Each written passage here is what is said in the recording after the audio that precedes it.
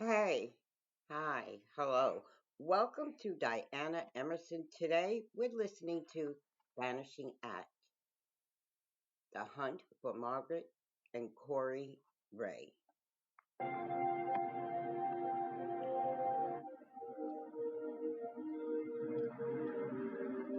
a mother and child disappear from the tight-knit community of Huntsville, Texas, worried citizens look to Walker County District Attorney David Weeks for answers. I don't think that you can do this job unless you care about people. I don't think you can do it without becoming emotionally involved. And the nature of this crime was so horrendous. I think it makes you more committed to making sure that children are protected. But things like this don't happen. Huntsville, Texas is 70 miles north of Houston. On the morning of December 27, 1993, 31-year-old Lindsay Owings prepared for his job as a carpenter at the Huntsville prison. His wife and baby daughter were still asleep when he left for work.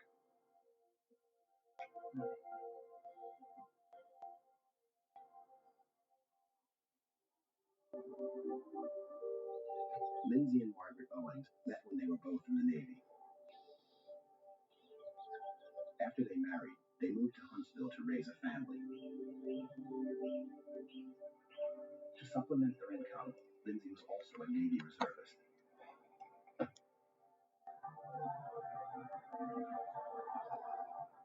Like most weekdays, Margaret stayed at home to care for the couple's daughter, 16-month-old Cory Ray. Lindsay Owings called his wife that morning to tell her he would be working in a different area of the prison and wouldn't be reachable by phone.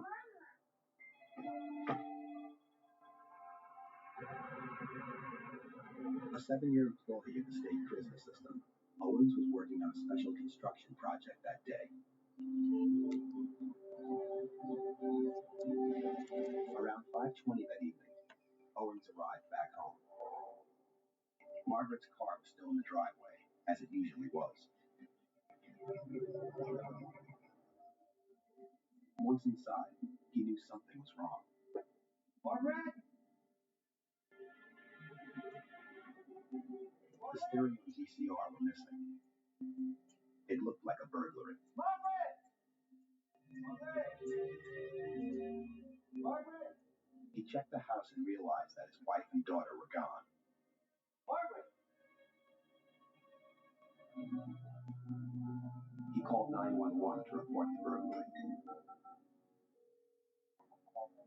He also called his wife's friends and family, but no one had heard from her all day.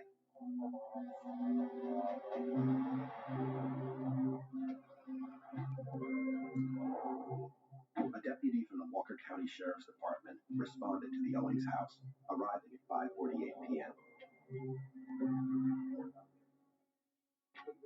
Somebody's been ransacked.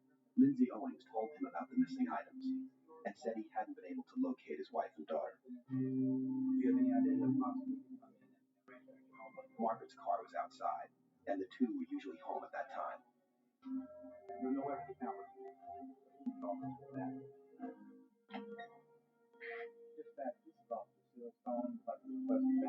The deputy called for a detective and an evidence technician. It was now nearly an hour since Owings had first arrived home. Owings said he still hadn't heard from his wife. She always called as she went out. It was clear there had been a burglary, but nothing indicated where the mother and baby were, or if the disappearance was connected to the crime. In the bedroom, they found Margaret Owings' purse. No cash was inside, but credit cards and other valuables remained. Technicians recovered dozens of fingerprints. They would be compared to those of the Owings family to determine if anyone else had been in the house. Investigators further questioned Lindsay Owings. He reiterated that he had been at work all day and said he had no idea where Maggie and Cory Ray could be.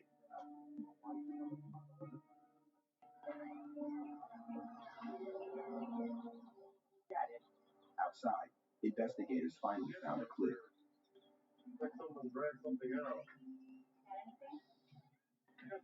There were drag marks leading away from the house.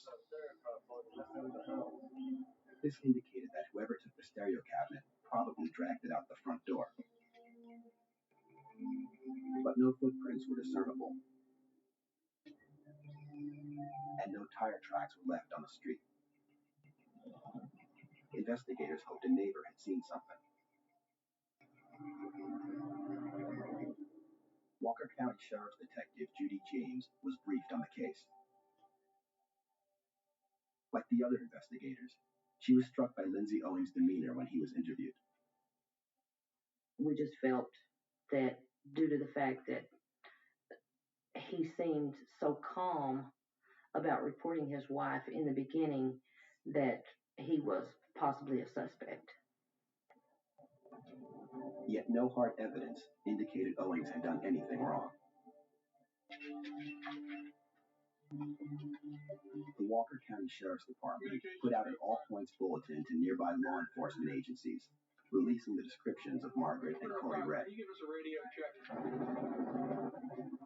Authorities searched through the night, looking for any clue that would lead them to the mother and child. A helicopter scanned the vicinity of the Owings house and nearby wooded areas, but came up with nothing. The next day, police began using the local media to ask the community for help. The Walker County Sheriff's Department also asked District Attorney David Weeks for his assistance. We're a small county, so in the process of any involved investigation, they're going to be contacting us, and we'll be working with them. At that point, we were looking for trying to figure out what we did have, because of the nature of the disappearance. It was just so complete. Margaret Owings had no immediate family nearby, so detectives questioned everyone she knew in Huntsville. One neighbor said she hadn't seen anything out of the ordinary on the 27th, and she hadn't heard from Margaret since then. Considering the area, this was not unusual. You have to remember this is a rural area, so canvassing the neighbors in the immediate area, we're talking hundreds of yards away. Another neighbor said he had last seen Margaret a week earlier while he was looking for his dog. No one they spoke to had any new information. Investigators were frustrated. Came up with nothing in terms of that canvas. Nobody who had seen them that day. Nobody who noticed anything unusual. Nothing that we could act on or follow up on. Volunteers and search units from the Walker County Sheriff's and Fire Departments combed the area around the Owings home looking for Margaret and 16-month-old Cory Ray. There was a close search, probably close to a quarter-mile radius of the home. And some of this is very deep brush, which made it quite difficult to get through. Canine units tried to track the missing mother and child in the woods. Divers from 2 local agencies checked lakes and ponds in the area. Despite all our efforts, we found nothing. It was as if Maggie and Cory Ray Owens had just disappeared into thin air. Authorities continued to search for information on the disappearance. The community was asked to call with any sightings or leads. Police followed up on everything that came in, even rumors and speculation. They were desperate for solid leads, but none came. Fingerprint experts analyzed the prints lifted from the Owings home on the day of the disappearance. They found only those of Margaret Owings and her husband, Lindsay.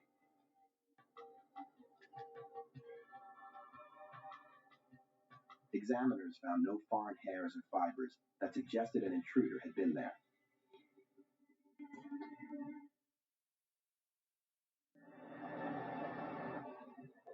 It was possible that Margaret had left on her own before the burglary.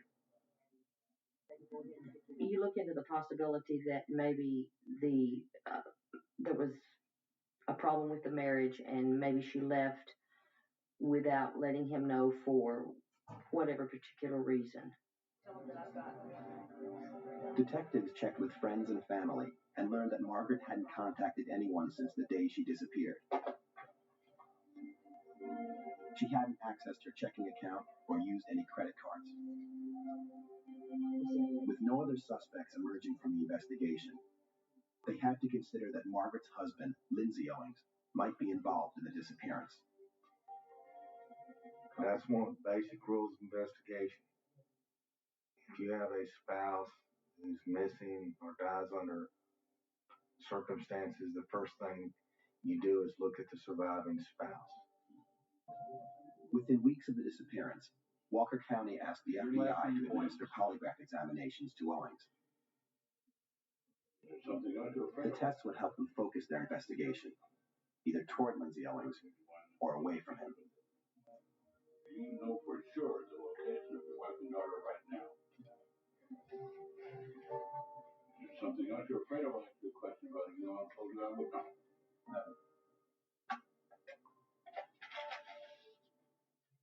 When the FBI finally did their polygraphs, I took about 5 one night, and the examiner looked at me and said, hey, there's not a doubt in my mind from all these tests that I know you didn't do it.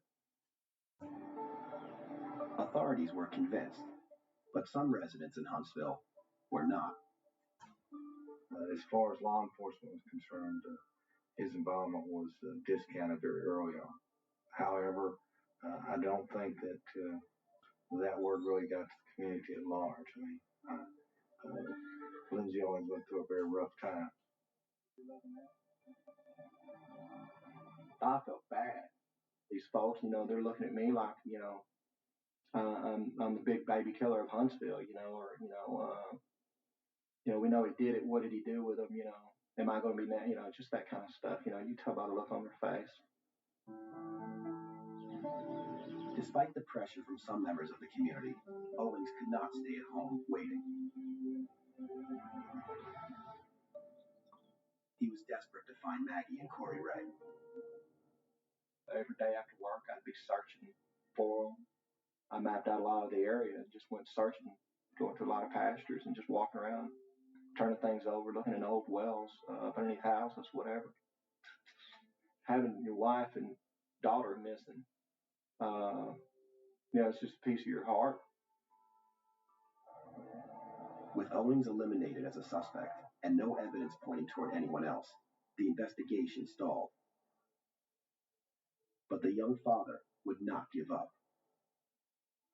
There's always that big ray of hope that they are going to be alive somewhere, and just a big mental stress trying to stay focused to where you can continue on, because you have to have a job. I mean, got to keep the lights on in the house, but yet too, your heart's torn out and you're trying to recover that, and it's a hard balance, real hard balance.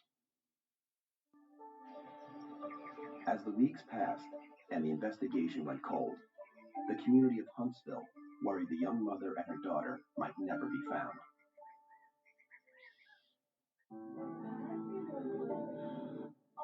Margaret Owings and her 16-month-old daughter, Cory Ray, disappeared from their Huntsville, Texas home on December 27, 1993.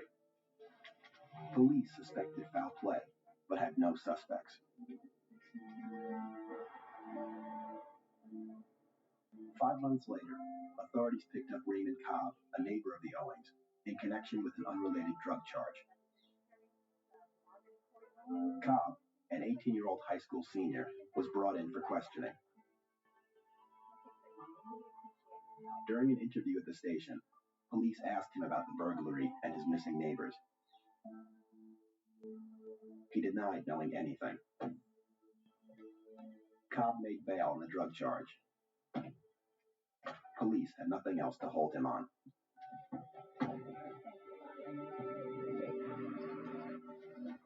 Though they kept working the case, investigators developed no new information over the next 2 months. Again, they were at a standstill.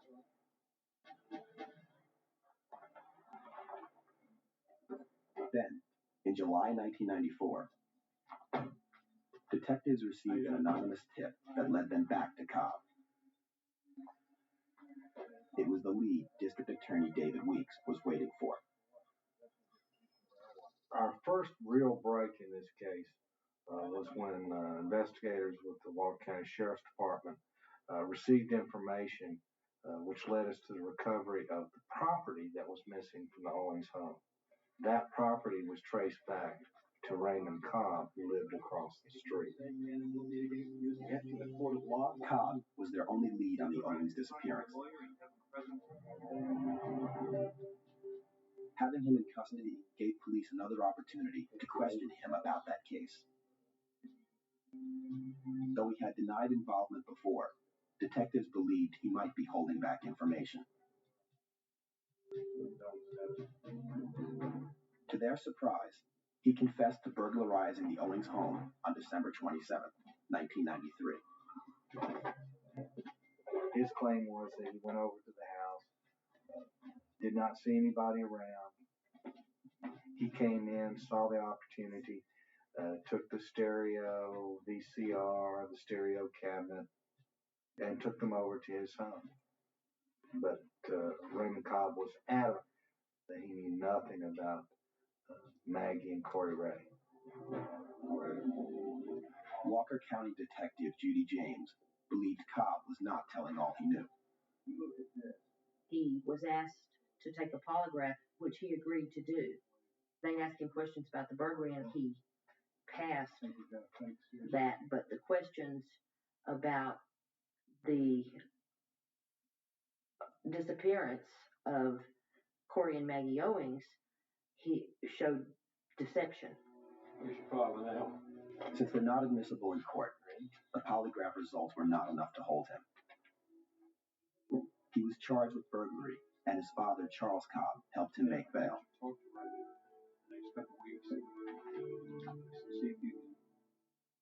Raymond moved 500 miles west to Odessa, Texas, to live with his father until his burglary trial.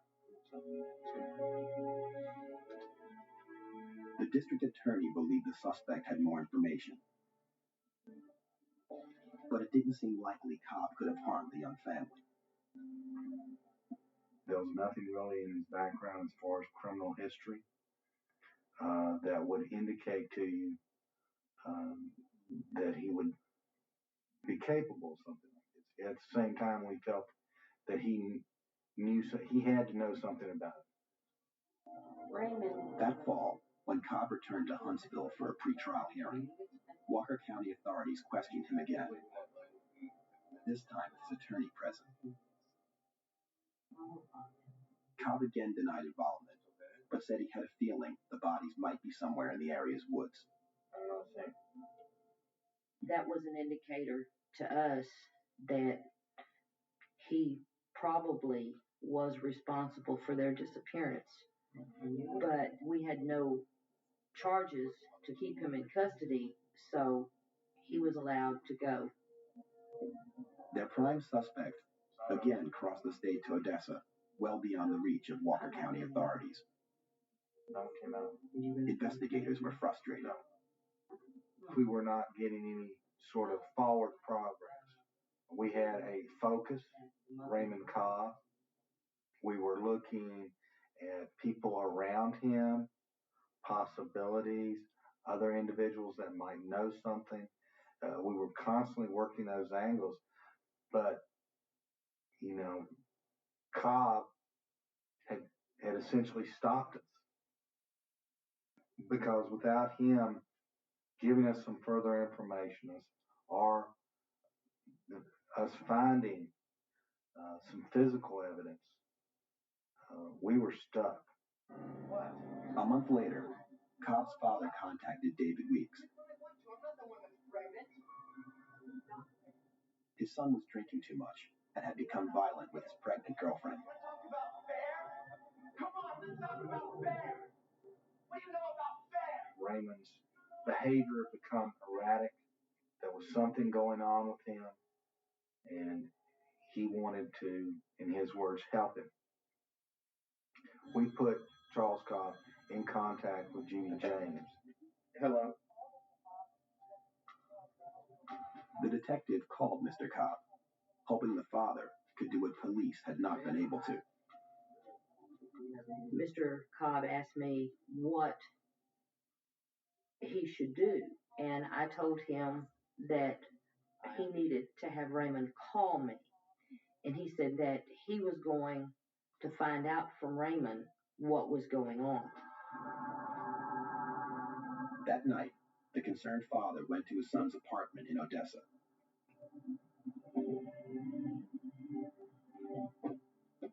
He asked Raymond to talk with him in the car.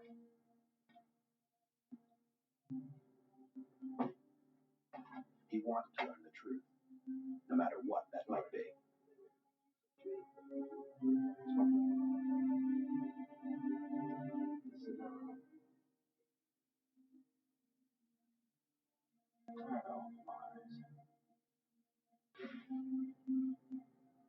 The truth. He learned that Margaret and Cory Ray Owings were dead, and his son was involved.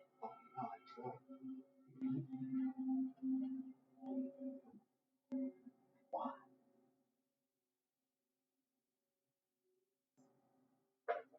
That night, Charles Cobb had to make a decision. He had critical information that would help another worried father. But sharing that information meant giving up his own son.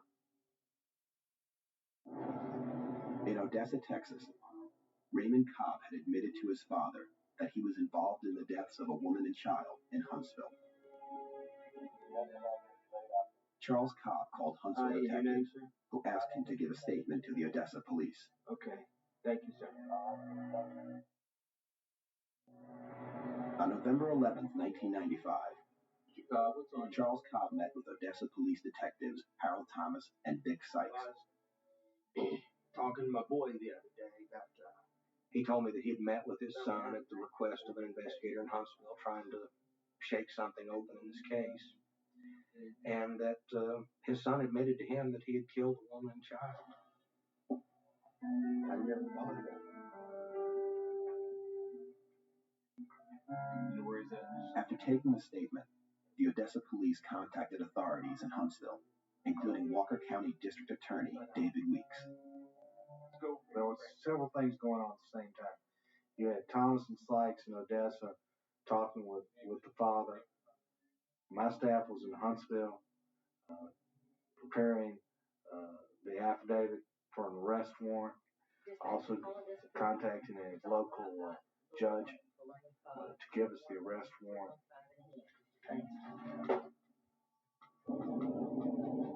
While the warrant was being processed, Detective Thomas and his partner began looking for Raymond Cobb in Odessa.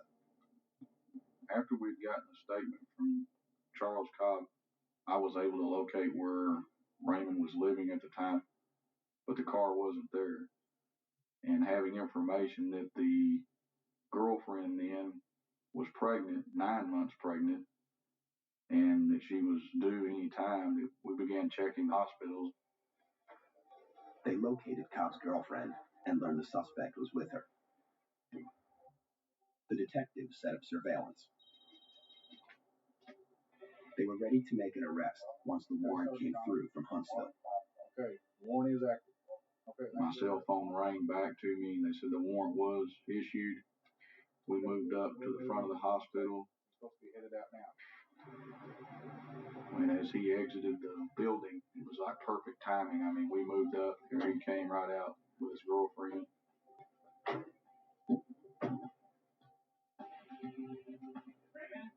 We walked up to him, identified ourselves as police officers and detectives. We informed him he was under arrest for capital murder out of Walker County, and he offered no resistance.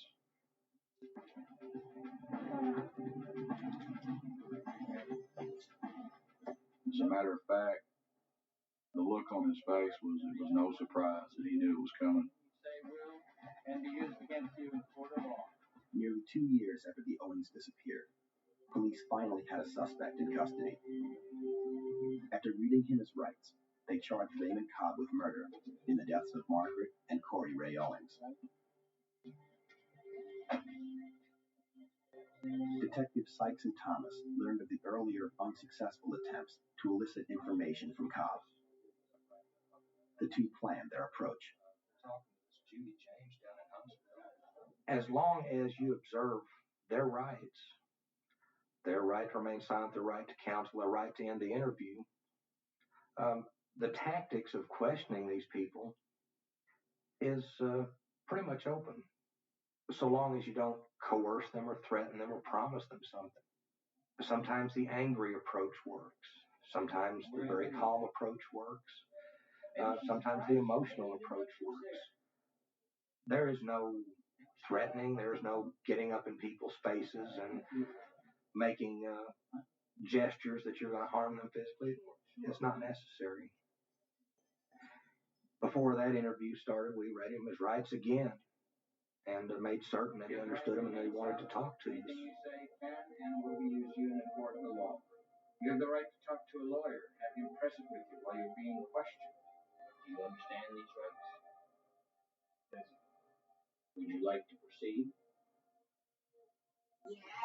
Fine. It's the old good guy, bad guy routine. Detective Sykes would play the bad guy, get him agitated. And once he got to that point, I kind of stopped the interview and said, let's take a break, and asked Raymond if he wanted a cup of coffee. And he did, with a little sweetener in it. We took about a 5-minute break. I got a cup of coffee with myself and sat back down in the interview room. Your father was by here this afternoon. As the interview continued, Sykes reminded Cobb of what they knew already. Maybe it was an accident. Then Thomas asked Cobb if he wanted to unburden his conscience. Maybe you were just surprised. He got pretty mad at me. And it was decided between Harold and I that a softer approach might be in order. Have a cigarette? Sure, Raymond. And he looked up at Detective Sykes and says, light this cigarette for me. And Detective Sykes lit it and said, just go ahead and tell us in a very soft voice. It was at that point that I knew for sure that he was fixing to tell us what had happened. I tell you, this thing only got be gone a long time. Cobb admitted that he had killed Margaret Owings during the burglary. He said he stabbed her, but he didn't mean to. He claimed it was an accident. He said he took her body and a 16-month-old baby to the woods and buried them there. Be right back. Cobb signed a transcript of his confession, but detectives still needed to know where the bodies were. In return for that information, they granted him a favor. We allowed him to call his girlfriend and for them to come down and meet and talk together a few minutes. And that's kind of a give and take. Cobb said he would take them to the bodies back in Huntsville. Just take your time, Raymond. Sit back. Before they left Odessa, he gave them consent to search his apartment there. While they waited for the travel to Huntsville to be arranged, Cobb went with the detectives to his apartment. He pointed out several knives, though he said he didn't remember where the murder weapon was.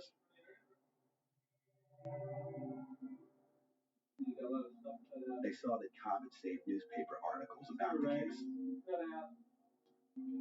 While we were there, I was standing over near a bookshelf, and he reached past my shoulder and picked up a small welding band out of a small balance scale that appeared to be like a scale of justice, and handed me the wedding band and said, this is the wedding band I took from Margaret Owens after I killed her. It was the first physical evidence in the case.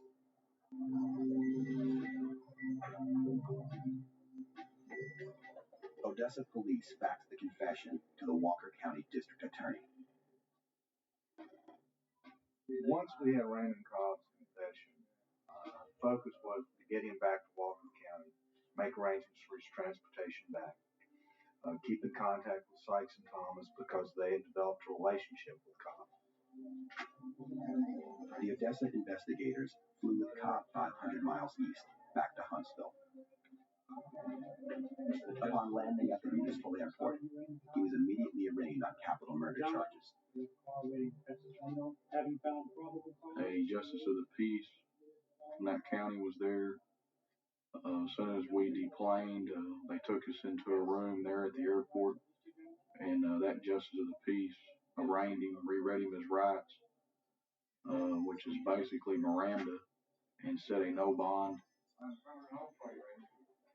From that point, we loaded up myself, Detective Sykes, and Raymond Cobb, and drove out to the house where the crime was committed. Cobb had promised to show them where he buried the bodies.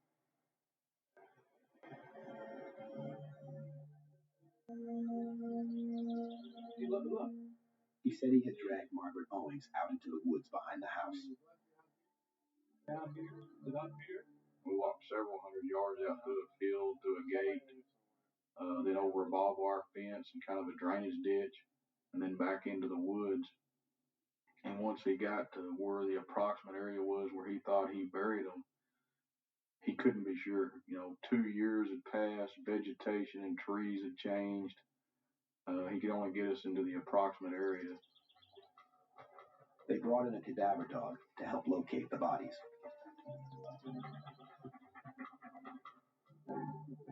They scoured the thick woods for any sign of the two victims. As the search continued, police told Lindsay Owens what they had learned.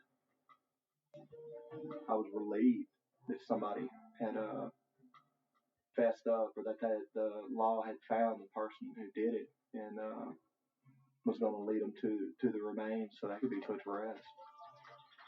Eventually, the searchers discovered articles of clothing that matched what Margaret and Cory Ray had worn. We immediately cordoned off the area, left an officer out there on the scene that night, and then began the excavation, which was basically an archaeological dig the next morning. They began again at daybreak. For the next 3 days, investigators carefully sifted through leaves and soil. They recovered more clothing and pieces of bone, including a skull that forensic testing would prove to be Margaret Owens. After nearly 2 years of almost no information, the case had finally broken wide open. We're talking about going from having no information to knowing who did it, knowing how they did it, knowing where the bodies were. Charged with capital murder, Raymond Cobb met with his attorney, Hal Ridley, who was representing him on the burglary case. The attorney was furious that he wasn't contacted before the interview in Odessa. Here is a man I've been representing for, you're talking, almost 2 years later, then come to find out that Odessa police extracted confession out of him. I mean, my reaction at that time was not only anger, but shock and surprise and disappointment that I wasn't included in the process. Ridley filed a pretrial motion to throw out the confession, arguing his client's Sixth Amendment right to counsel had been violated. The confession was crucial to our case. Everything that we had that connected Raymond Cobb to the murder of Maggie and Cory Ray Owens flowed from that confession.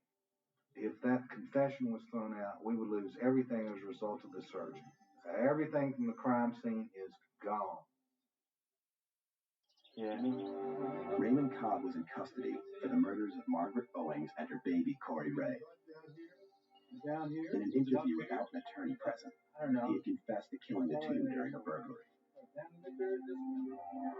At a pretrial suppression hearing before District Judge William McAdams, Cobb's attorney, Hal Ridley, fought to have the confession thrown out, claiming he had not been informed of his client's arrest before the interview. Prosecutors argued that Ridley was only Cobb's attorney on the earlier burglary charge. They weren't required to contact him when a new charge was filed. Confession stays in. Counselors, get ready for trial. Judge McAdams ruled to allow the confession.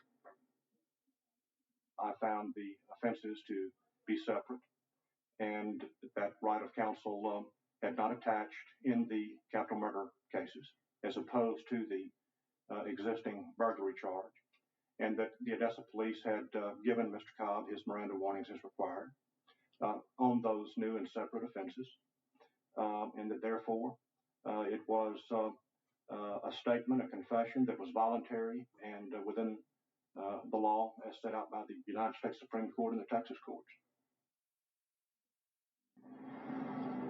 On February 19, 1997, in Walker County, Texas, the trial of Raymond Cobb began.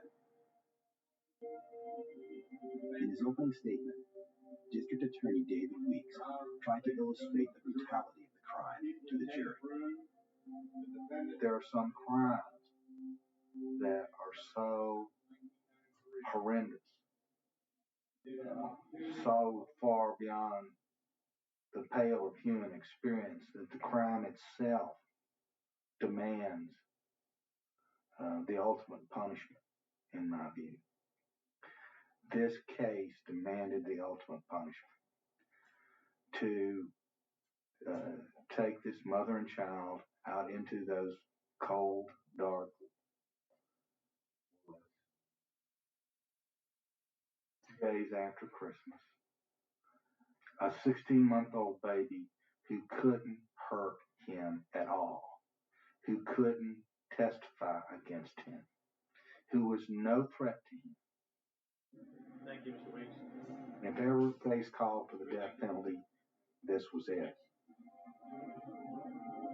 Cobb's defense attorney, Hal Ridley, chose not to give an opening statement. We knew from the suppression hearing that the confession was coming in, and our focus after that point in time was to re-urge our suppression issues and get that information back out to the jury. And then at that point in time, we were basically trying this for, we were trying to set it up for a life sentence on punishment. Charles Cobb. You swear to tell the whole truth and nothing but the truth, so help you God? The district attorney called the defendant's father, Charles Cobb. He asked about the conversation he had with his son, November 10, 1995. I told him I'd like to talk to him, so we went and sat down in the car and we talked about it. Tell the court and the jury exactly what came from that conversation. He told me that he had gotten mixed up in drugs. That night, his son admitted that he had killed Margaret Owings. Your son confessed to you. The baby was dead too. Though that confession was limited, it was extremely important in explaining to the jury what happened next and taking us to the next step. Mr. Thomas, how are you employed? Odessa Police Sergeant Harold Thomas was sworn in as a witness. The prosecution needed to detail Cobb's confession and explain its legality. The jury had to believe and understand that that confession was voluntary, and they had to understand how it was acquired, that the police didn't use any wrongful tactics. Sergeant Thomas described how he and his partner had arrested Cobb on the Huntsville murder warrant and informed him of his rights. Cobb waived his right to an attorney and agreed to talk. In the process of this confession, have you made him any promises? No, sir. Have you threatened him or coerced him in any way? No. Did you give him his Miranda warning? Yes, sir. What did he tell you, Detective? He told us that he had gone over to the Owens house with the intention of burglarizing it. Cobb told Sergeant Thomas that as he was stealing the stereo, Margaret Owings came into the room and rushed toward him. He said he had a knife. during that altercation, he admitted to stabbing her, although he minimized it at some degree because he claimed that she ran into the knife, that he didn't actually stab her. According to the confession, Cobb then realized he had to dispose of the body. And he did admit to taking her several hundred yards out into the woods and then taking the sleeping baby out of the woods with the mama and then going to his house and getting a shovel. Cobb took a long time digging a grave where it wouldn't easily be found.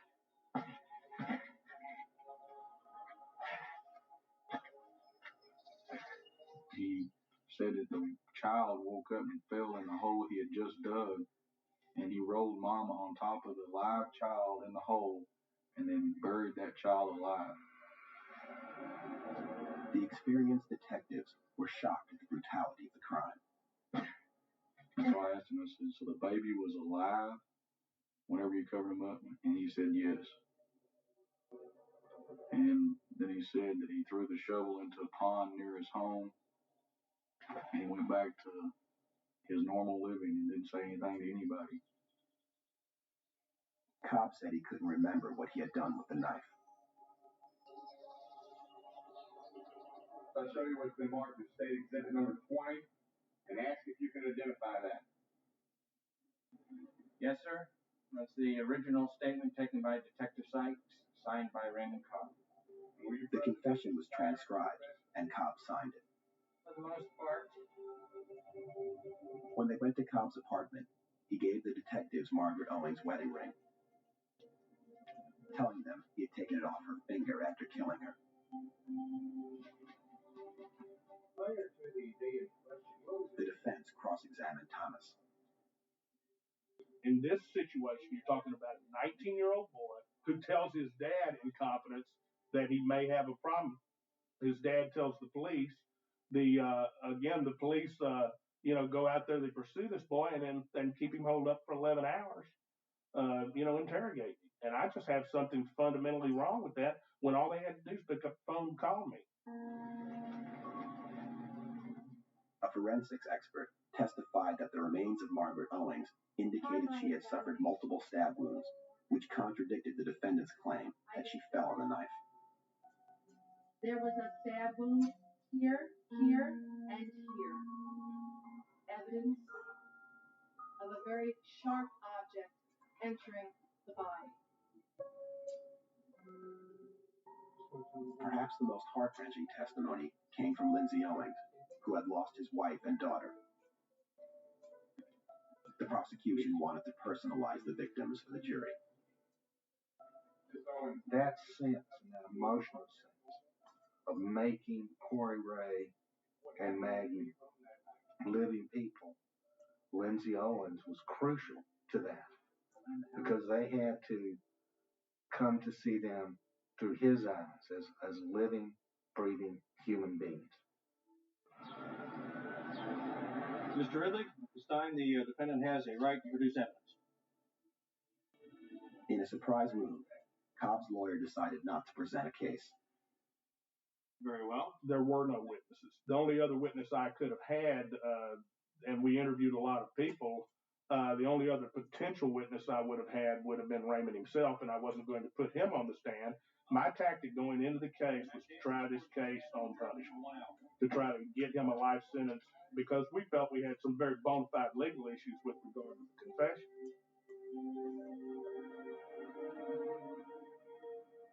After 4 hours of deliberation, the jury found Raymond Cobb guilty of capital murder. Raymond Levi Cobb, guilty. They recommended the death penalty. In this case was about punishment. It wasn't about guilt. The guilt was clear. But it was far from over. Cobb's defense team was not willing to give up, and soon the community of Huntsville would be shocked by a stunning turn of events. In 1997, Raymond Cobb was found guilty by a Huntsville, Texas jury of the Christmas-time murders of Margaret Owings and her infant daughter, Cory Ray. Cobb was sentenced to death. 3 years after the conviction, Texas Court of Criminal Appeals heard arguments on the case. Appeals specialist Roy Greenwood joined the defense team. Secretary. In their appeal, Cobb's attorneys argued that their client's Sixth Amendment right to counsel was violated when Odessa police interviewed him without first contacting his attorney. In this case, even though there were 11 or 12 points of error that we had raised in the case, the main issue of which everything revolved on was the admission of Mr. Cobb's confession. The reason for that is simple. And without this confession, Mr. Cobb could not have been tried. In March of 2000, the Texas Court of Appeals overturned the conviction and sentence. Cobb's chief counsel was Hal Ridley. We felt vindicated about our trial strategy, what we had done, and the way we had conducted the trial. As a criminal defense lawyer, you got somebody's life in your hands, and you get the word from the highest court in your state agrees with you, and that you have a man that's going to be coming off death row. I don't think there's any better feeling than the law of, and if you're a criminal defense attorney. The court ruled that when police did not contact the attorney appointed to Cobb on the burglary charge, his Sixth Amendment right to counsel on the murder charge had been violated. It meant that if District Attorney David Weeks did not retry Cobb without using the confession, the admitted killer would go free. When we received word that the Texas Court of Criminal Appeals had overturned the Cobb case, I was devastated, depressed, angry. The bad part was I had to call Lindsay Owens and break the news to him. We immediately began a process of filing our writ to the Supreme Court. I felt we had a good, strong case if we could get them to take it. A year later, the High Court agreed to hear the case. In a 5-4 decision, the United States Supreme Court overturned the Texas Court of Criminal Appeals ruling. First thing I did was call Lindsay Owens. And that's truly one of the greatest events in my professional life, was to be able to call him and tell him the Supreme Court of the United States agreed with us and had reinstated the conviction and death sentence of Cobb. The decision will affect law enforcement agencies nationwide, according to Judge William McAdams. The police, I believe now, have received clarification from the highest court in the land that although a person might be charged in a particular case, that does not mean that they cannot conduct investigations if a defendant in a particular case is willing to talk to them about another case, another offense. They can do that so long as the law is followed with regard to Miranda warnings and respect for the right to counsel in each case, each offense. Yet the reinstated verdict was only partial consolation to those who had hoped to find the young mother and her daughter alive. You know, it's not going to bring Cory, Ray, and Maggie back. It's not going to make that better. I think it will make the world safer, and that's a good thing.